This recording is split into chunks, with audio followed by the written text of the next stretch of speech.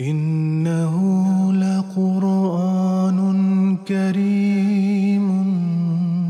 في كتاب مكنون لا يمسه إلا المطهرون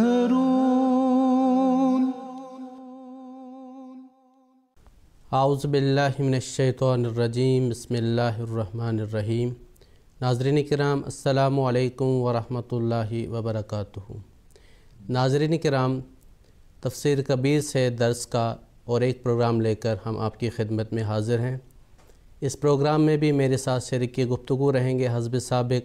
محترم مولانا عطا المجیب لون صاحب۔ آپ کا پروگرام میں خیر مقدم ہے۔ گزشتہ پروگرام میں حضرت مسلم رضی اللہ تعالیٰ عنہ اس اعتراض کا جواب دے رہے تھے کہ جو قرآن کریم میں یہ دعا سکھائی گئی ہے سورہ فاتحہ میں، اہدنا الصراط المستقیم، تو اس میں نبوت کے انعام کی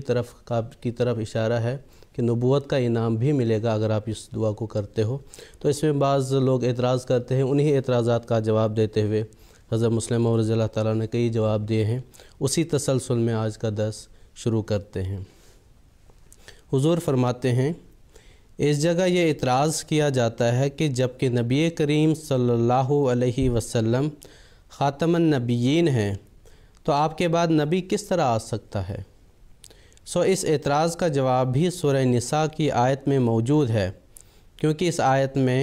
وَمَن يُطِعِ اللَّهَ وَالرَّسُولَ کے الفاظ ہیں، یعنی اللہ اور محمد رسول اللہ صلی اللہ علیہ وسلم کی اطاعت کرنے والے کو یہ انعام ملیں گے۔ اور یہ ظاہر ہے کہ جو مطیع ہوگا یعنی اطاعت کرنے والا ہوگا، اس کا کام محمد رسول اللہ صلی اللہ علیہ وسلم کے کام سے الگ نہیں ہو سکتا، نہ وہ کوئی شریعت لا سکتا ہے۔ پس جو نبی محمد رسول اللہ صلی اللہ علیہ وسلم کے تابع ہوگا وہ خاتم النبیین کے خلاف نہیں، بلکہ اس کے معنوں کو مکمل کرنے والا ہوگا۔ آگے حضور فرماتے ہیں، ایک صاحب جو اس زمانہ کے مفسر ہیں اور اپنے ترجمہ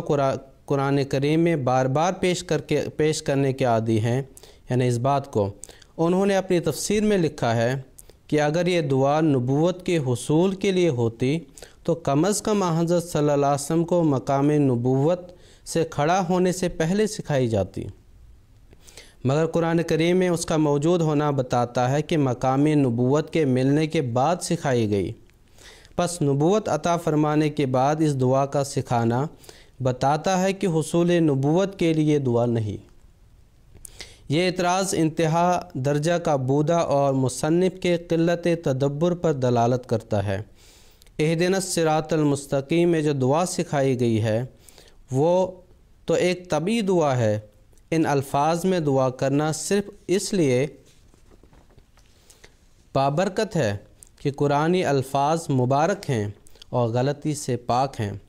ورنہ تمام حق کے متلاشی خواہ کسی مذہب کو مانتے ہوں یا نہ مانتے ہوں، جب ان کے دل میں صداقت کے پانے کی خواہش پیدا ہوتی ہے تو وہ انہی کے ہم معنی الفاظ میں اللہ تعالیٰ سے دعا کرتے ہیں اور کہتے ہیں، یا اللہ ہمیں سیدھا رستہ دکھا اور اپنے پیاروں کا رستہ دکھا۔ کیا کوئی معقول انسان بھی یہ تسلیم کر سکتا ہے کہ محمد رسول اللہ صلی اللہ علیہ وسلم کے دل میں نبوت سے پہلے یہ خواہش پیدا نہ ہوئی تھی کہ خدا تعالیٰ انہیں سیدھا راستہ دکھائے اور اپنے پیاروں کی راہ پر چلائے؟ اس قسم کا تو خیال بھی انسان کو کافر بنا دیتا ہے۔ محمد رسول اللہ صلی اللہ علیہ وسلم کے دل کی تڑپ ہی تو تھی جس نے خدا تعالیٰ کے فضل کو اپنی طرف جذب کیا۔ اس تڑپ کو ہی اہدنا الصراط المستقیم کے الفاظ میں بیان کیا گیا ہے۔ قرآنی الفاظ نے صرف یہ فرق پیدا کیا ہے کہ اول الفاظ ایسے چنے ہیں جو کامل اور ہر نقص سے پاک ہیں، دوسرے ان کے ذریعے سے ان کے دل میں بھی تڑپ پیدا کرنے کی کوشش کی گئی ہے جن کے دل میں یوں تڑپ نہ تھی، تیسرے امید پیدا کر دی گئی ہے کہ ایسی دعا کرو گے تو قبول ہوگی، بلکہ حکم دیا ہے کہ یہ دعا کرو، ورنہ یہ خیال کرنا کہ اس قسم کا مفہوم محمد رسول اللہ صلی اللہ علیہ وسلم کے دل میں پیدا نہیں ہوتا تھا، رسول کریم صلی اللہ علیہ وسلم کی سخت ہتک ہے، بلکہ اللہ تعالیٰ کی بھی ہتک ہے کہ محمد رسول اللہ صلی اللہ علیہ وسلم کے دل میں تو سیدھا راستہ پانے کی کوئی تڑپ نہ تھی، مگر اللہ تعالیٰ نے زبردستی آپ کو نبی بنا دیا۔ نعوذ باللہ من ذالک الخرافات۔ پھر آگے حضور فرماتے ہیں، پھر اگر یہ اعتراض معقول ہے تو کوئی کہہ سکتا ہے کہ محمد رسول اللہ صلی اللہ علیہ وسلم قرآن کریم کے نزول سے پہلے نیک تھے یا نہیں، خدا تعالیٰ کی محبت میں سرشار تھے یا نہیں، خدا تعالیٰ کا قرب انہیں قرآن کریم کے نزول سے پہلے حاصل تھا یا نہیں۔ اگر ان باتوں کے جواب اس بات میں ہیں تو کوئی شخص کہہ سکتا ہے پھر ہمیں اس نماز کی کیا ضرورت ہے جو قرآن کریم میں مذکور ہے، اس قسم کے روزہ کی کیا ضرورت ہے جو قرآن کریم میں مذکور ہے، اس قسم کے جہاد کی کیا ضرورت ہے یا دوسرے شرعی احکام کی کیا ضرورت ہے جو قرآن کریم میں مذکور ہے۔ جب محمد رسول اللہ صلی اللہ علیہ وسلم کو تقوی اور محبت الہی بغیر ان احکام پر عمل کرنے کے حاصل ہو گیا تھا تو ہمیں بھی ان کے بغیر حاصل ہو جائے گا۔ بلکہ دین کے معاملات کو جانے دو، دنیاوی چیزوں میں ہی اگر کوئی کہے کہ پہلی مرغی یا پہلا انڈا کیوں کر بنا تھا، پہلا دانہ اور پہلا درخت کیوں کر بنا تھا،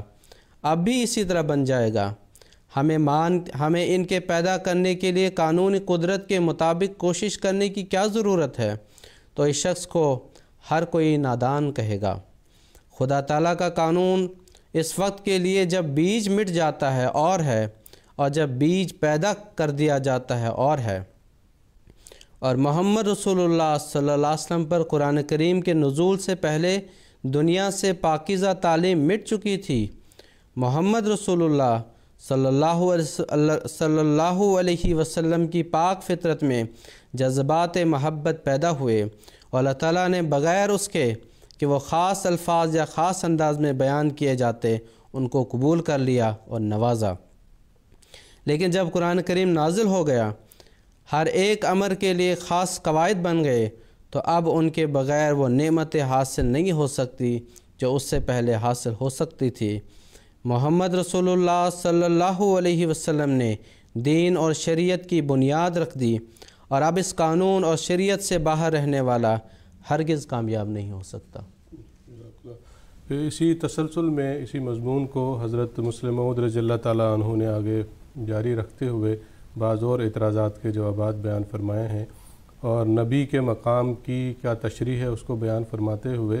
اجرائے نبوت کے تعلق سے جو بعض اعتراضات ہوتے ہیں اس کا جواب بیان فرمایا ہے۔ چنانچہ آگے حضور رضی اللہ تعالیٰ عنہ فرماتے ہیں، اس سوال پر ایک اور پہلو سے بھی نظر کی جا سکتی ہے، اور وہ یہ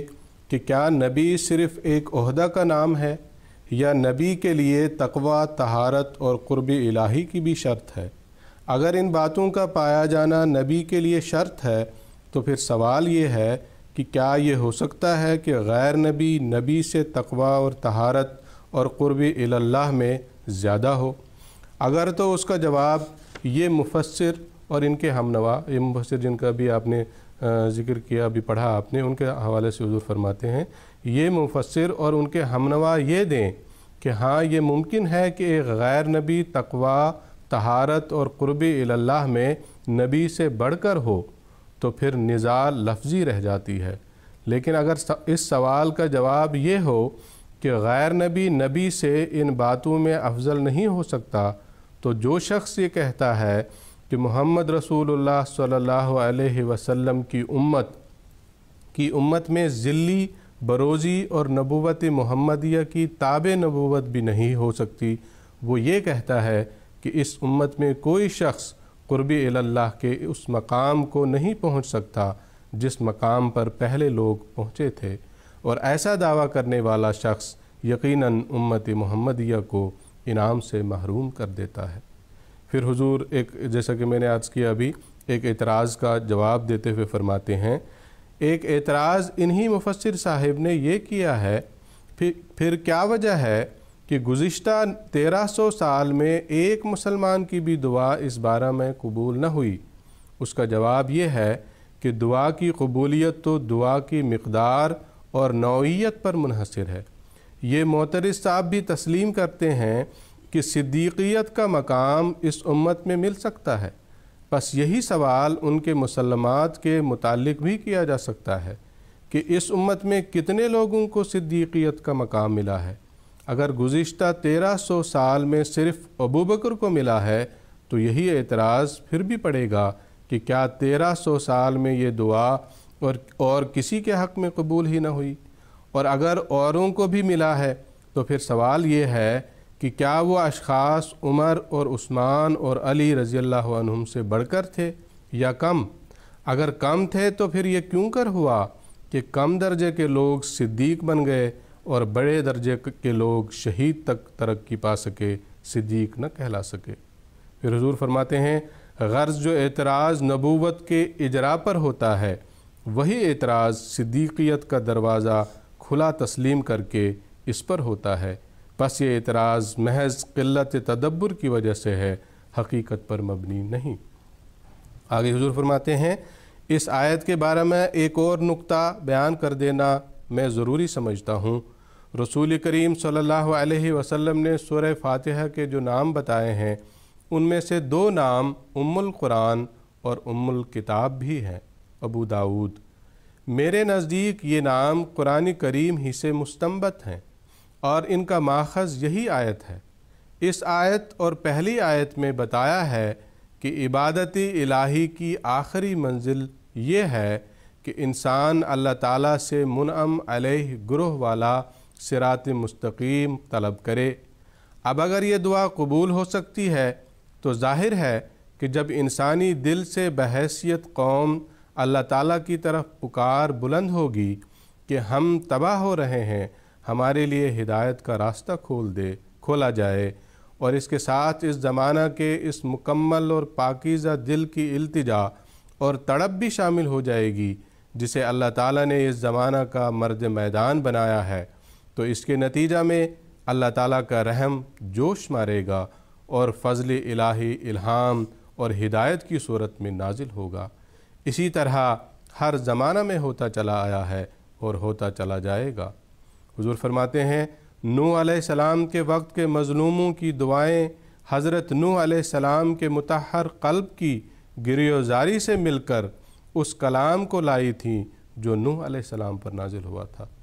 حضرت ابراہیم علیہ السلام کے وقت کی ارواح کی پکار حضرت ابراہیم علیہ السلام کے قلب صافی کی تڑپ کے ساتھ مل کر صحف ابراہیم کے نزول کا موجب ہوئی تھی۔ یہی قصہ حضرت موسیٰ علیہ السلام اور حضرت عیسیٰ علیہ السلام کے زمانہ میں گزرا، اور اسی طرح رسول کریم صلی اللہ علیہ وسلم کے وقت میں ہوا۔ صحیح احادیث سے ثابت ہے کہ نزول قرآن کریم سے پہلے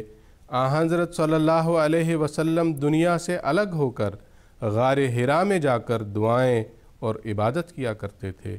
یہ تو قلب اطہر کی حالت تھی جو اپنے خیالات کو پڑھنے کی طاقت رکھتا ہے۔ اس کے علاوہ دنیا کی مخفی آہیں بھی آسمان کی طرف بلند ہو رہی تھیں۔ ان سب نے مل کر خدا تعالیٰ کے فضل کو جذب کیا اور قرآن کریم نازل ہوا۔ پس اہدنا الصراط المستقیم صراط الذین انعمت علیہم در حقیقت اسی حالت کا نقشہ ہے جو نزول کلام سے پہلے دنیا کی ہوتی ہے، خصوصاً اس زمانہ کی پاکیزہ ارواح کی جن کے دل سے صرف آہ ہی نہیں اٹھتی بلکہ ان کے دماغ میں بھی ایک تلاطم برپا ہوتا ہے، اور اسی کے نتیجے میں اس زمانہ کا کلام نازل ہوتا ہے۔ پس چونکہ یہ دعا سورہ فاتحہ میں نازل ہوئی ہے اور یہی دعا ہے جو کلام الہی کے نزول کا موجب ہوئی ہے، اس لیے رسول کریم صلی اللہ علیہ وسلم نے سورہ فاتحہ کا نام ام القرآن اور ام الکتاب رکھا، یعنی سورہ فاتحہ میں وہ مضمون بیان ہوا ہے جو نزول قرآن کا موجب ہوا، اور چونکہ کسی امر کے وجود کا موجب بمنزلہ ماں کے ہوتا ہے اس لیے سورہ فاتحہ ام القرآن کہلائی۔ سورہ فاتحہ کو قرآن عظیم کے نام سے جو تعبیر کیا گیا ہے، اس نام سے موسوم کیا گیا ہے، اس تعلق سے حضور فرماتے ہیں یہ بھی یاد رکھنے کے قابل بات ہے کہ رسول کریم صلی اللہ علیہ وسلم نے جو سورہ فاتحہ کو قرآن عظیم قرار دیا ہے، اس کے یہ معنی نہیں کہ سورہ فاتحہ قرآن عظیم ہے اور باقی قرآن چھوٹا ہے، کیونکہ یہ امر بالبداہت غلط ہے۔ بس اس کی وجہ اور ہے، اور میرے نزدیک وہ وجہ ام القرآن اور ام الکتاب والے نام ہیں۔ جب رسول کریم صلی اللہ علیہ وسلم نے سورہ فاتحہ کو ام القرآن اور ام الکتاب کہا تو آپ صلی اللہ علیہ وسلم نے خیال فرمایا کہ اس سے شبہ پیدا ہو سکتا ہے کہ شاید یہ سورہ قرآن کریم سے الگ ہے، اس لیے آپ نے اس کا نام قرآن عظیم بھی رکھا تاکہ مسلمانوں پر یہ واضح رہے کہ سورہ فاتحہ قرآن کریم سے باہر نہیں بلکہ اس کا حصہ ہے۔ کسی چیز کا حصہ بھی چونکہ پوری چیز کے نام میں شریک ہوتا ہے، اس لیے آپ نے سورہ فاتحہ کو قرآن عظیم فرمایا۔ ہم ہمیشہ جب قرآن کریم کا کوئی حصہ سننا چاہیں تو کہتے ہیں کہ حافظ صاحب قرآن کریم کی تلاوت فرمائیں، یا کہتے ہیں کہ فلاں شخص قرآن کریم پڑھ رہا ہے، یا ایک آیت میں جو مضمون ہوتا ہے اس کے بارے میں کہتے ہیں قرآن یوں کہتا ہے۔ اس کا یہ مطلب نہیں ہوتا کہ ہمارے نزدیک صرف وہ صورت یا آیت قرآن ہے، باقی قرآن نہیں، بلکہ ہماری مراد یہ ہوتی ہے کہ وہ صورت یا وہ آیت جسے ہم پڑھتے ہیں یا جس کا حوالہ دیتے ہیں قرآن کا حصہ ہے۔ حضور آگے فرماتے ہیں، اس جگہ ایک اور لطیفہ بھی یاد رکھنا چاہیے کہ رسول کریم صلی اللہ علیہ وسلم نے سورہ فاتحہ کو ام القرآن اور ام الکتاب بھی فرمایا ہے اور قرآن عظیم بھی فرمایا ہے۔ گویا ایک طرف اسے ذریعہ پیدائش قرار دیا، دوسری طرف اسے وہ چیز بھی قرار دیا جو اس سے پیدا ہوئی ہے۔ اس میں ایک زبردست روحانی نقطہ نکلتا ہے، اور وہ یہ ہے کہ روحانی دنیا میں پہلی حالت دوسری حالت کی پیدا کرنے والی ہوتی ہے، اس لیے پہلی حالت ایک جہت سے ماں کہلاتی ہے اور بعد کی حالت اولاد کہلاتی ہے۔ اسی نسبت سے سورہ فاتحہ کو ام القرآن بھی کہا گیا ہے، اور بوجہ اس کے کہ وہ خود قرآن بھی ہے اسے قرآن بھی کہا ہے۔ انسانوں کے متعلق بھی ایسے ہی تغیرات کے مواقع پر اس قسم کے تشبیہی الفاظ استعمال کر لیے جاتے ہیں۔ چنانچہ سورہ تحریم میں اللہ تعالیٰ فرماتا ہے کہ مومنوں کی مثال امرات فرعون یعنی فرعون کی بیوی اور مریم بنت عمران سے دی گئی ہے، اور جن مومنوں کی مثال مریم بنت عمران سے دی ہے ان کے متعلق آخر میں فرماتا ہے، ہم نے اس کے اندر اپنا کلام پھونکا اور وہ اپنے رب کے کلام پر اور اس کی کتابوں پر ایمان لاتی، اور آخر وہ ایک فرمانبردار مرد کی طرح ہو گئی۔ یعنی جو لوگ مریمی صفات ہوتے ہیں جب ترقی کرتے کرتے کلام الہی کے مورد ہو جاتے ہیں تو مسیحی نفس بن جاتے ہیں۔ غرض سورہ فاتحہ کا نام ام القرآن اور ام الکتاب بھی رکھنا اور اسے قرآن عظیم بھی کہنا اسلامی اصطلاحات پر ایک لطیف روشنی ڈالتا ہے، اور ان لوگوں کے لیے اس میں ہدایت ہے جو اس مسئلہ کو نہیں سمجھ سکے کہ امت محمدیہ کے ایک شخص کا نام کس طرح مریم بھی رکھا گیا اور عیسیٰ بھی۔ اور اگر سورہ فاتحہ رسول کریم صلی اللہ علیہ وسلم قرآن کریم کی بھی فرماتے ہیں اور قرآن کریم بھی، تو ایک سچے مسلمان کے لیے اس امر کا سمجھنا کیا مشکل ہے کہ اللہ تعالیٰ ایک شخص کو مریم بھی فرماتا ہے اور عیسیٰ بھی۔ اس کی وہ حالت جب وہ خدا کے سامنے اس زمانہ میں ایک مسیح کے ظہور کے لیے چلا رہی تھی مریمی حالت تھی، اس کی وجہ سے وہ مریم کہلایا۔ جس طرح سورہ فاتحہ اہدنا الصراط المستقیم کی دعا کی وجہ سے جو ایک ہدایت نامہ کے پکار رہی تھی ام القرآن اور ام الکتاب کہلائی، لیکن جب اس فرد کامل کی دعا سنی گئی اور خدا تعالیٰ نے اسی کو دنیا کے لیے مسیحی نفس عطا کر کے مبعوث فرما دیا تو وہ عیسیٰ کہلایا۔ جس طرح اہدنا الصراط المستقیم کی پکار نے بلند ہو کر جب قرآن کریم کو دنیا کی طرف کھینچا اور وہ دعا خود اس کا حصہ بن گئی تو ام القرآن اور ام الکتاب کہلانے کے بعد وہ قرآن عظیم کہلانے لگی۔ اس کے آگے حضور رضی اللہ تعالیٰ عنہ نے اس نقطہ کو بیان فرمایا ہے کہ اس سورہ فاتحہ میں مسلمانوں کی ہدایت اور ترقی کے لیے ایک مطمع نظر بیان کیا گیا ہے، اور صحابہ کرام رضوان اللہ علیہم اجمعین نے اسی مطمع نظر کو ہمیشہ مد نظر رکھا ہے۔ چنانچہ حضور فرماتے ہیں، اس دعا کے بارے میں ایک اور نقطہ بھی یاد رکھنے کے قابل ہے جسے صحابہ نے مد نظر رکھا اور ایک ایسا اعلیٰ درجہ کا نمونہ دنیا کے سامنے پیش کیا جس کی مثال دنیا کی کسی اور قوم میں نہیں مل سکتی، اور اگر بعد کے مسلمان بھی اسے یاد رکھتے تو یقیناً وہ بھی ایسا اعلیٰ درجہ کا نمونہ دکھاتے کہ دنیا کی تاریخ میں ان کا نام ہمیشہ کے لیے یادگار رہ جاتا۔ مگر افسوس کہ مسلمانوں نے اس زرعی ہدایت کو جو اس آیت میں بیان کی گئی تھی بھلا دیا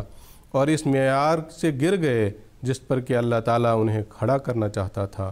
اگر آج بھی مسلمان اس ہدایت کو اپنا مطمع نظر بنا لیں تو سب تکلیفیں ان کی فوراً دور ہو سکتی ہیں اور پھر وہ بے مثال عزت اور رفعت حاصل کر سکتے ہیں۔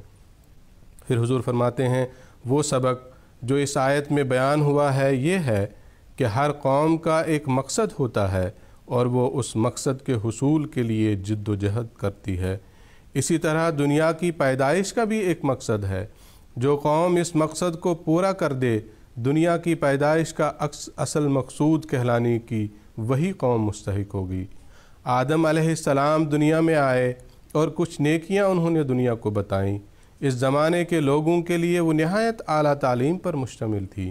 ان نیکیوں پر عمل کر کے اس زمانہ کے لوگوں نے بہت بڑی روحانی اور اخلاقی تبدیلی پیدا کی اور ان کی ذہنی قوتیں پہلے لوگوں سے بہت آگے نکل گئیں، مگر ابھی انسان اس کمال کو نہ پہنچا تھا جس کے لیے اسے پیدا کیا گیا تھا۔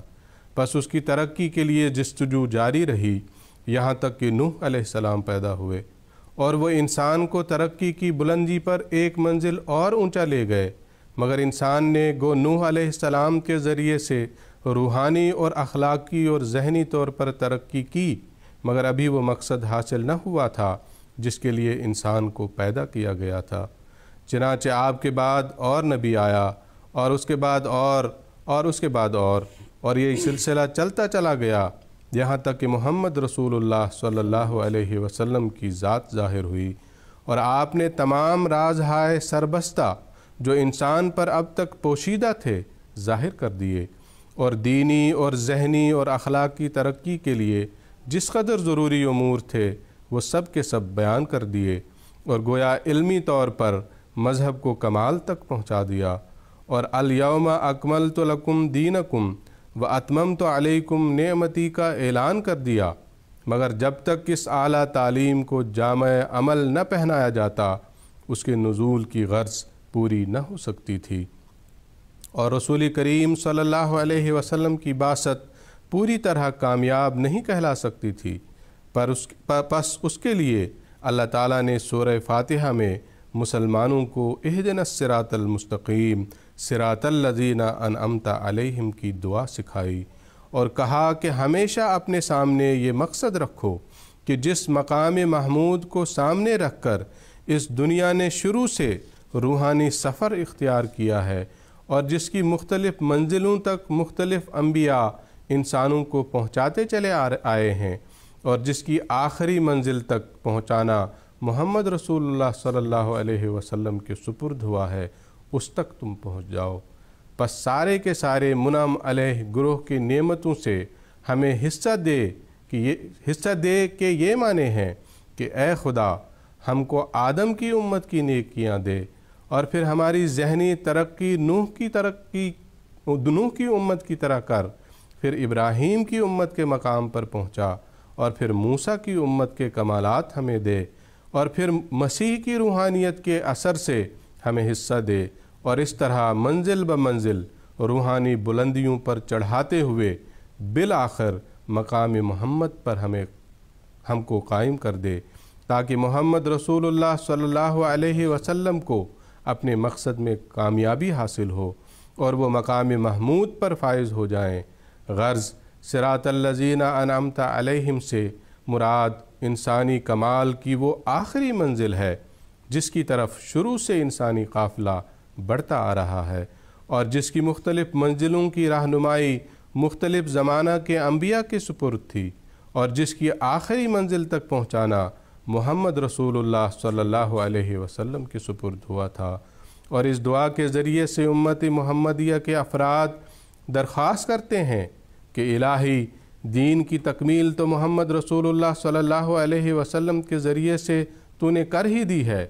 اب یہ امر باقی ہے کہ ہم لوگوں کے اعمال بھی اس دین کے مطابق ہو جائیں اور ہم ان تمام مخفی اور اعلیٰ قوتوں کا اظہار کریں جن کی مختلف انبیاء کے ذریعے سے نشو و نما کی جا چکی ہے اور جن کا پیدا کرنا انسانی پیدائش کا آخری اور اعلیٰ مقصد ہے،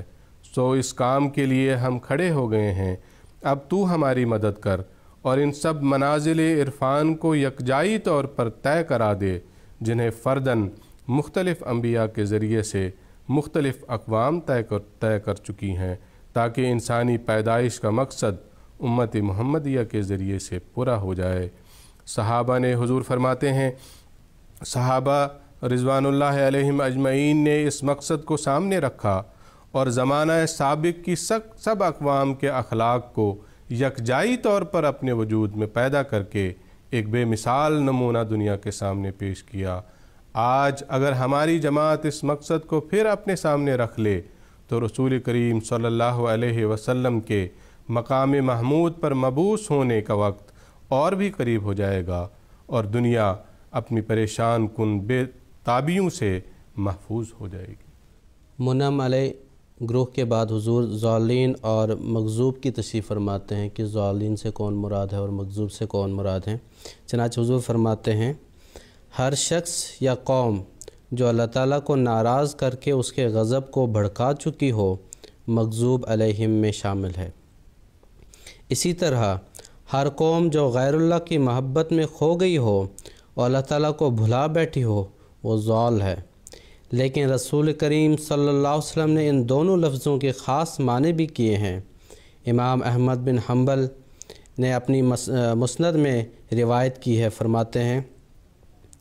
قال یعنی رسول اللہ صلی اللہ علیہ وسلم نے فرمایا، ان المغضوب علیہم الیہود و ان الضالین النصارى، یعنی مغضوب علیہم سے مراد یہود ہیں اور ضالین سے مراد نصارہ ہیں۔ اسی طرح ترمذی کی حدیث ہے، ابو ذر غفاری سے روایت ہے، یعنی فرماتے ہیں کہ حضرت ابو ذر فرماتے ہیں کہ میں نے رسول اللہ صلی اللہ علیہ وسلم سے پوچھا، مغضوب علیہم کون ہیں؟ آپ نے فرمایا یہود۔ پھر میں نے ضالین کون ہیں؟ تو آپ نے فرمایا نصارہ۔ آگے حضور فرماتے ہیں، بہت سے صحابہ سے بھی یہ معنی ثابت ہیں، مثلا ابن عباس اور عبداللہ بن مسعود تو یہاں تک کہتے ہیں کہ ولا اعلم بین المفسرین فی ھذا اختلافا، یعنی تمام مفسرین ان معنوں پر متفق ہیں اور اس بارے میں نے ان میں سے کوئی اختلاف نہیں دیکھا۔ قرآنی آیات سے بھی ان معنوں پر استدلال ہو سکتا ہے، کیونکہ یہود کی نسبت قرآن کریم میں بار بار غضب کا الفاظ استعمال ہوا ہے۔ مثلا سورہ بقرہ میں ہی فرماتا ہے، فباؤوا بغضب علی غضب، یہود خدا کے متواتر غضب کو لے کر اس طرح بن گئے ہیں کہ گویا خدا تعالیٰ کا غضب انہی کے لیے ہے۔ اس کے برخلاف نصارہ کے لیے ضل کا لفظ آیا ہے، جیسا فرماتا ہے، الذین ضل سعیہم فی الحیات الدنیا، سورہ کہف۔ اسی طرح سورہ مائدہ میں مسیحیوں کا ذکر کر کے اور مسیح اور ان کی والدہ کو خدائی کا رتبہ دینے کا بیان کر کے اللہ تعالیٰ فرماتا ہے، یا اہل الکتاب لا تغلوا فی دینکم غیر الحق ولا تتبعوا اہواء قوم قد ضلوا من قبل واضلوا کثیرا وضلوا سواء السبیل۔ اے اہل کتاب یعنی نصارہ، کیونکہ اس جگہ انہی کا ذکر ہے، اپنے مذہبی خیالات میں غلو سے کام نہ لو اور ایسے لوگوں کے خیالات اور ان کی خواہشات کے پیچھے نہ چلو جو پہلے سے گمراہ چلے آ رہے ہیں اور بہتوں کو گمراہ کر چکے ہیں اور سیدھے راستہ سے بھٹک چکے ہیں۔ یعنی عام نصارہ کو بتاتا ہے کہ سب نصارہ شرک کے عقیدہ کے قائل نہ تھے، ان میں سے موحد بھی تھے اور مشرک بھی۔ مشرک گروہ جو مسیح کو خدا قرار دیتا تھا،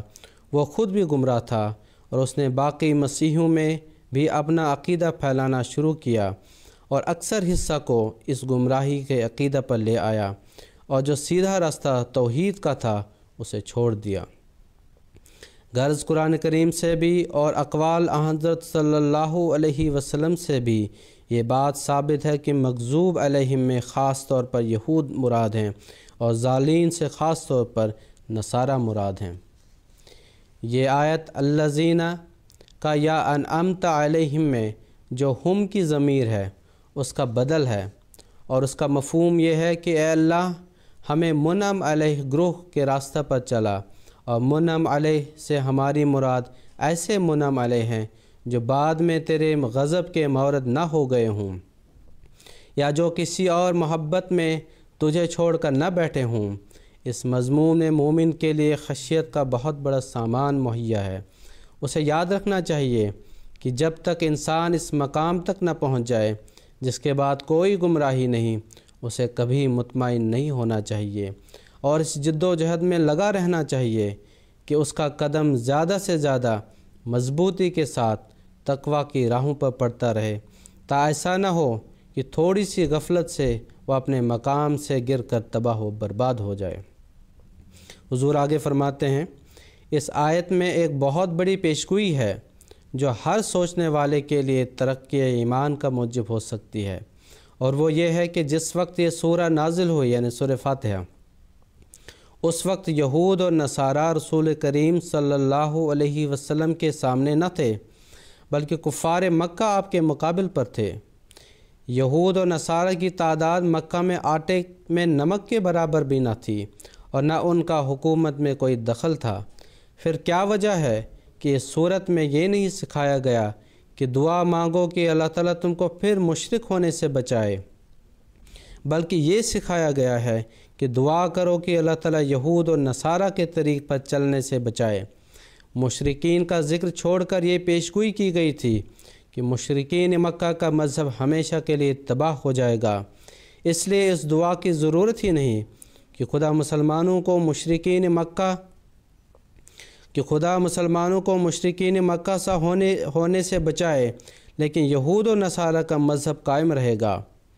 اس لیے اس بارے میں دعا کرنے کی ضرورت رہے گی کہ اللہ تعالیٰ مسلمانوں کو یہود و نصارہ میں شامل ہونے سے بچائے۔ اس کے آگے حضرت مسلم موعود رضی اللہ تعالیٰ عنہ نے اس امر پر روشنی ڈالی ہے کہ یہود اور نصارہ کے فتنے سے جو ڈرایا گیا ہے، نصارہ یعنی عیسائی تو مسلمانوں کو اپنے مذہب میں داخل کرتے ہیں، تو یہی ایک لحاظ سے فتنہ ہے، تو اس سے بچنے کی تعلیم ہے، لیکن یہودی جو ہیں وہ تو اپنے مذہب میں کسی کو داخل نہیں کرتے، تو اس کا یہ جو ان کے فتنے سے بچنے کی یہاں دعا سکھائی گئی ہے، اس کا کیا مطلب ہے؟ اس پر روشنی ڈالتے ہوئے حضور رضی اللہ عنہ فرماتے ہیں، اس آیت میں یہ امر بھی قابل غور ہے کہ مسیحی تو اپنے مذہب میں مسلمانوں کو شامل کرتے ہیں، اس لیے اس دعا کی ضرورت معلوم ہوتی ہے کہ اللہ تعالیٰ مسلمانوں کو نصارہ کے فتنہ سے بچائے، لیکن یہود تو بالعموم غیر مذاہب کے افراد کو اپنے اندر شامل نہیں کرتے، پھر اس دعا کی کیا ضرورت ہے کہ خدا تعالیٰ انہیں یہود ہونے سے بچائے؟ خدا تعالیٰ کا کلام ایک بے معنی اور بے ضرورت دعا کے سکھانے کا مجرم نہیں ہو سکتا، نہ یہ سمجھ میں آ سکتا ہے کہ محمد رسول اللہ صلی اللہ علیہ وسلم کے اللہ تعالیٰ کے حکم سے ایسی غیر ضروری دعا دن میں 30-40 بار پڑھنے کا حکم دیں گے۔ پس مسلمانوں کو غور کرنا چاہیے کہ یہودی فتنہ کسی اور رنگ میں تو ان کے لیے ظاہر نہیں ہونے والا۔ کیا یہ تو ممکن نہیں کہ آنے والے مسیح کا انکار کرنے کی وجہ سے مسلمانوں کی حالت یہود کے مشابہ ہو جائے گی، اور یہ حالت اس وقت ہوگی جب کہ مسیحی فتنہ بھی بڑے زور سے اسلام پر حملہ کر رہا ہوگا۔ پس ایک طرف تو ایک مسیح کا انکار کر کے انہیں یہود سے مشابہت ہو جائے گی اور وہ خدا تعالیٰ کی نصرت سے محروم ہو جائیں گے، دوسری طرف مسیحیت ان پر حملے کر کے ان کے ہزاروں جگر کے ٹکڑے ان سے چھین کر لے جائے گی۔ کیا یہ آیت ایک زبردست پیشگوئی نہیں ہے؟ کیا اس سے فائدہ اٹھا کر وہ ان دو آگوں سے نجات حاصل نہیں کر سکتے ہیں؟ پھر ایک اور لطیف خوبی جو اس کی ترتیب میں سورہ فاتحہ کی ترتیب میں بیان ہوئی ہے، اس پر روشنی ڈالتے ہوئے حضور رضی اللہ تعالیٰ عنہ فرماتے ہیں، اس صورت پر نظر غائر ڈالنے سے ایک اور لطیف خوبی کا پتہ چلتا ہے جو خدا تعالیٰ نے اس صورت کی آیات میں رکھی ہے، اور وہ یہ ہے کہ صفات الہیہ اور دعاؤں کا بیان بالکل ایک دوسرے کے مقابل میں ہوا ہے۔ چنانچہ الحمدللہ یعنی سب تعریفیں اللہ تعالیٰ کے لیے ہے کہ مقابلہ میں ایاک نعبد، ہم تیری ہی عبادت کرتے ہیں، ہے، جس سے بتایا ہے کہ جو ہی انسان معلوم کرتا ہے کہ اللہ تعالیٰ سب خوبیوں کا جامع ہے تو وہ بے اختیار کہہ اٹھتا ہے کہ ہم صرف تیری ہی عبادت کرتے ہیں۔ پھر رب العالمین کے مقابلہ میں ایاک نستعین کو رکھا ہے، کیونکہ جب انسان کو یقین ہو جائے کہ ہمارا خدا ہر ایک ذرہ ذرہ کا خالق اور محسن ہے تو وہ کہہ اٹھتا ہے کہ ہم تجھی سے مدد چاہتے ہیں۔ اسی طرح الرحمن کے مقابلہ میں جس کے معنی بغیر محنت اور مبادلہ کے دینے والا اہدنا الصراط المستقیم کو رکھا ہے، کیونکہ جب انسان دیکھتا ہے کہ خدا تعالیٰ نے انسان کے کسی عمل کے بغیر اس کی تمام ضروریات کو پورا کیا ہے تو وہ بے اختیار کہہ اٹھتا ہے کہ میری سب سے بڑی ضرورت تو حضور تک پہنچنا ہے، اس کے پورا کرنے کے سامان بھی پیدا کیجیے۔ پھر الرحیم یعنی محنت کا عمدہ بدلہ دینے والا کے مقابلہ میں صراط الذین انعمت علیہم رکھا، یعنی ایسے لوگوں کا راستہ دکھائیے جن پر آپ نے انعام کیے ہیں، یعنی سیدھے راستے پر چلاتے چلاتے مجھے ان انعامات کا وارث کر دیجئے جو پہلے لوگوں کو ملے ہیں، کیونکہ رحیمیت چاہتی ہے کہ کسی کام کو ضائع نہ ہونے دیا جائے۔ پھر مالک یوم الدین کے مقابلہ میں غیر المغضوب علیہم ولا الضالین کو رکھا، کیونکہ جب انسان کو یقین ہو کہ میرے اعمال کا حساب لیا جائے گا تو فوراً اس کے دل میں ناکامی کا خوف بھی پیدا ہو جاتا ہے، پس بندہ مالک یوم الدین پر غور کر کے اللہ تعالیٰ کی ناراضگی سے بچنے کی دعا کرتا ہے۔ جزاکم اللہ تعالیٰ احسن الجزا۔ ناظرین کرام، اس کے ساتھ ہی ہمارا آج کا پروگرام اپنے اختتام کو پہنچ گیا۔ تفسیر کبیر سے ایک اور پروگرام لے کر ہم آپ کی خدمت میں ایک بار پھر حاضر ہوں گے۔ جب تک کے لیے دیجیے اجازت۔ السلام علیکم ورحمۃ اللہ وبرکاتہ۔